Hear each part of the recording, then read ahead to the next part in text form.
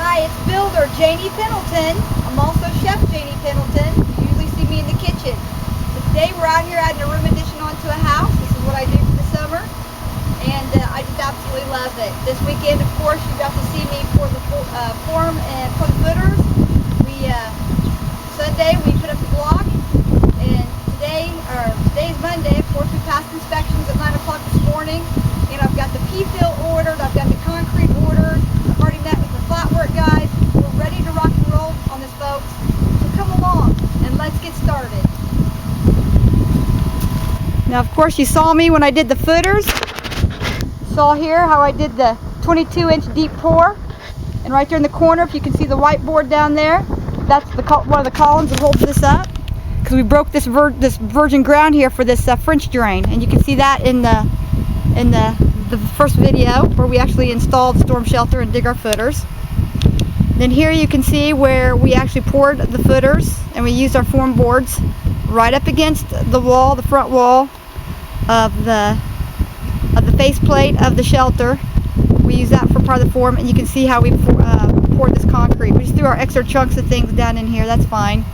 Then here we have those 6-foot lintels, and those have rebar inside of that haydite. We used 2 of those, and then we used the third one up underneath here, and you can see down here where we used this foam board here.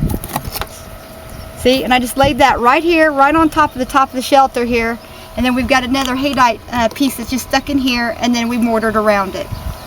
Okay, this is going to give us plenty of support for the solid stone cobbles, the Door County stone cobbles that are going to be going on the outside of this room addition, and they are solids. They're not thin set veneers. And then we have some nice cushion here between this and the weight of this, so this will keep this from bowing and bending on the ceiling and the weight coming off the ceiling on that. Again, here you can see our plumbing pipe coming through, and we had to retrofit into our block. I'll just step over there. Again, you know, we already discussed the electricity and how we ran our 100 amp service out here to the barn. You can see it here on the side of the barn, and we ran a amp circuit out here to the sump pit, to that French drain. And here you can see our footers. We had to, instead of coming straight off the house like we planned, because of the way this neck on this stuck out, we had to come out here at an angle. And of course we retrofitted the bottom row of pipes here just for that. Alright, now what we're getting ready to do here now is we're going to fill this up with P-fill. We're going to bring in some 2-inch thick insulated thick. I believe it's an R factor of 12 or 12 and a half, and would be 12 because it's 2-inch thick. If it's 2.5 inches thick, it'd be an R factor of 12.5, so etc. It goes up from there. Okay, so we're just going to find our vent system here. See our vents up underneath here? So of course we can't cover those up. So our interior carpet or wood floor, whatever we're going to put in on top of this slab, has to come to about right here. So we're going to use this line right here as our line for our carpet, our wood, and then we're going to bring the slab to about right here. That should give us plenty of room for carpet pad and carpet right in here. So if we come here and we level this off, we're going to put a chalk line all the way around here so we can level our concrete slab with it.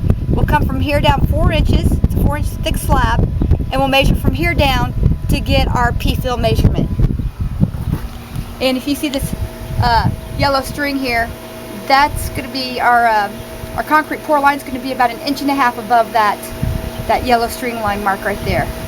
So all of our piping and everything. So when you run your pipes, be sure and run them low enough that they'll be covered in the room addition when you float your concrete slab. And of course we have the actual wires coming out for the room over in that corner. And we've got a door that will be there. We actually have 3 doors in the room. We have a door coming out of the master suite here. We'll step down. We have a door leading out from the front here. And then we have a beautiful French door looking out over the greenhouse and all this. And the country views here. This will all be glass with a fireplace in the center. It'll be really gorgeous. You have to come back and see that part. Okay? Now I've already showed you in the other video the inside of the shelter. So be sure and look that up. That's really something to see. But that's where we're at today, and I just wanted to keep you updated. You know, I'll step out here and I'll show you what this is going to look like.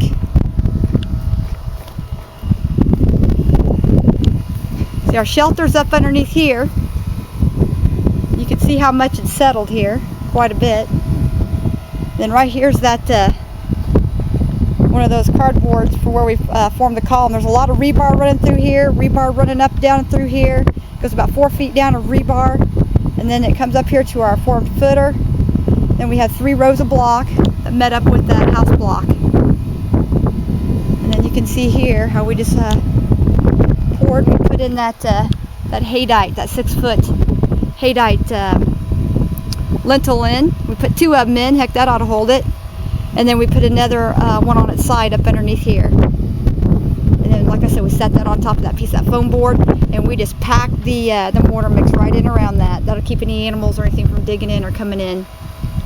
And it will also help keep the pressure off the top of this 10 gauge steel shelter. Okay.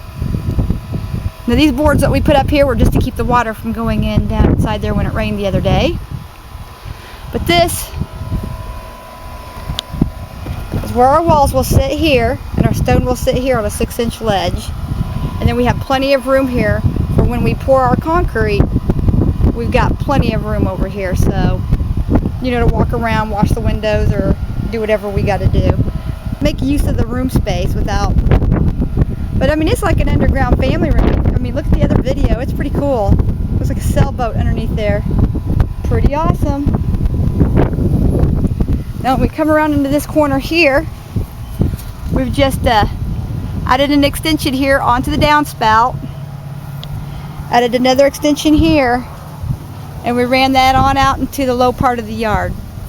This will help us get rid of any water or anything like that we need to get rid of. And there's little Lexi in the shade.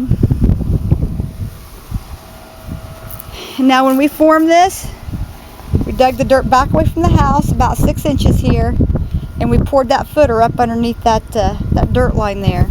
You can see that there. There's our footer. Here's how we brought the L block. And we're going to bring that stone. The room addition will come here. The footer is right there. And then the stone will be right here, coming up here. And then this will give our stone guy something to tie into right there. Okay? And then our roof line will cut right through here.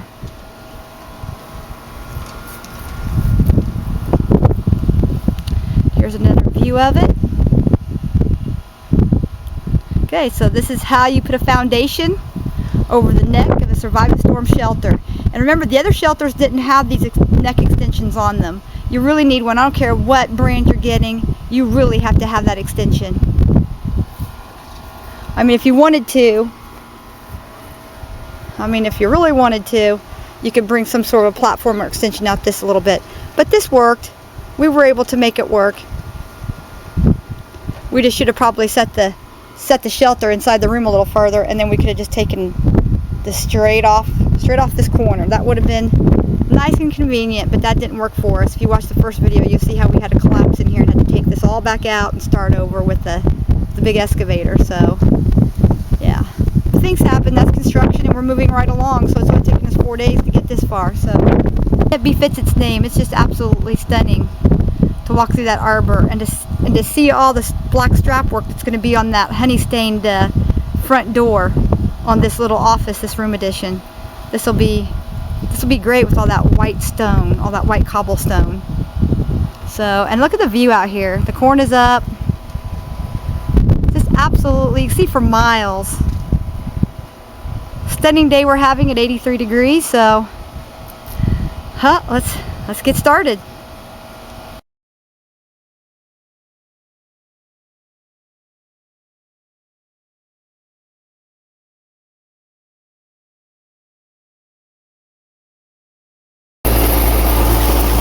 Okay, here we've just got a shooter off the truck here. I built this guy's mom's house, Judy. So, me and him, we go way back. So what we're doing now is we're just going to fill this right up. He's pretty good at this. He's going to fill this right up to the top of that pink foam board there, the insulated board.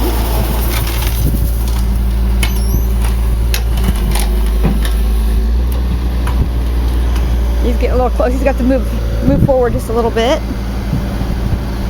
See how he's bringing that right up to that line? Oh, really? Did that not save you some time there? Mister, I got my rakes out ready to go. Yeah. Well, you said we needed them. You've already got all the boards off of it. Oh, it makes a really big difference.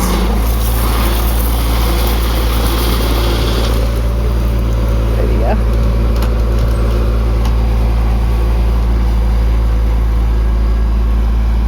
He'll adjust that. He might want to step back just a little bit in case he misses, overshoots.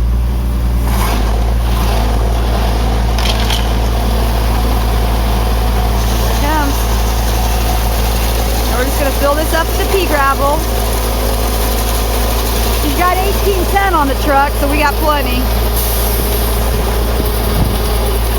Okay, we'll be back in a minute when we got this all filled up, and John and I will get to raking. Yeah, he got me a rake too. I'll work it. I work. Management works sometimes. No, I work. I know I work all the time. I work hard on this one.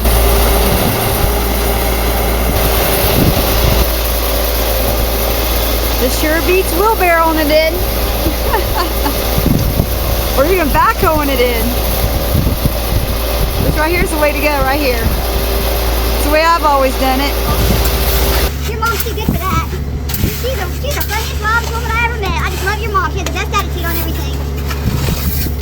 I really enjoyed building her house for her too, because she was one of my favorite clients. You tell her I said that. She's one of my favorite clients to this day. You got to come out here and see me. She'll probably wonder what I've been up to.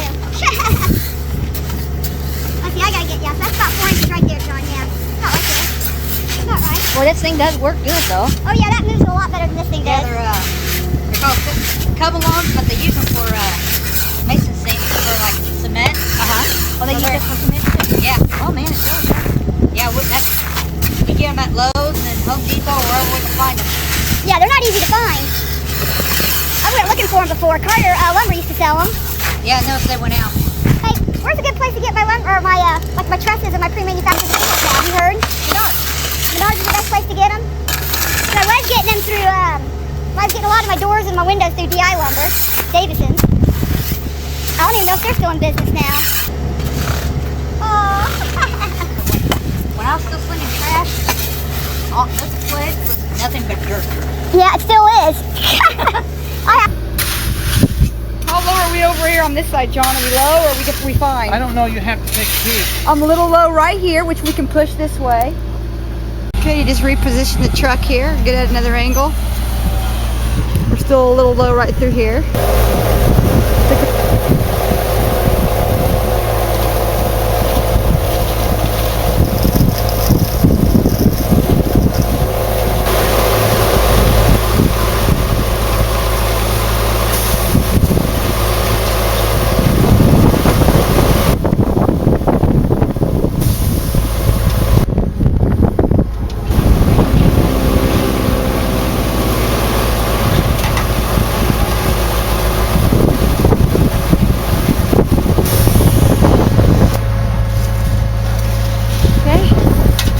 And that's how that's done.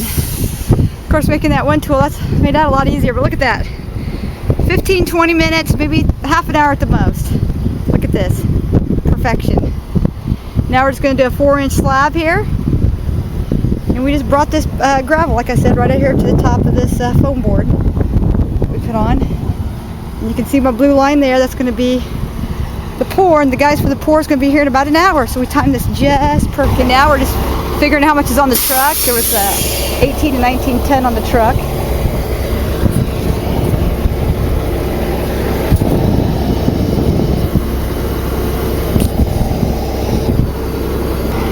So he's gonna call him and let him know how much he dumped. See, we almost got charged for the whole thing. Oh.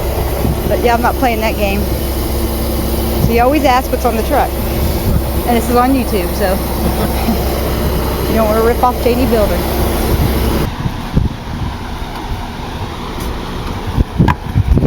Okay, it is, what time is it? It's about 1:45, 2 o'clock, something like that. It wasn't going on 2 o'clock. Okay, so we're near 2 o'clock in the afternoon and we're ready to pour. Let's plastic down.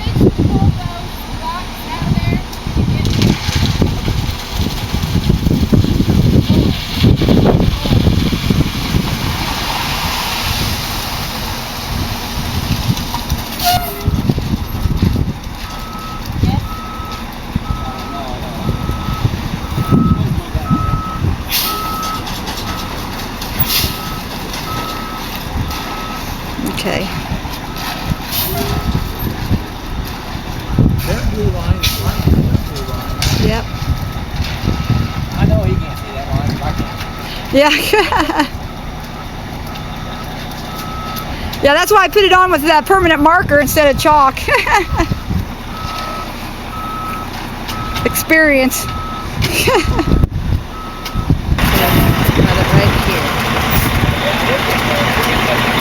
Okay, so we're almost done with the actual pour. We just gotta pull the stakes out.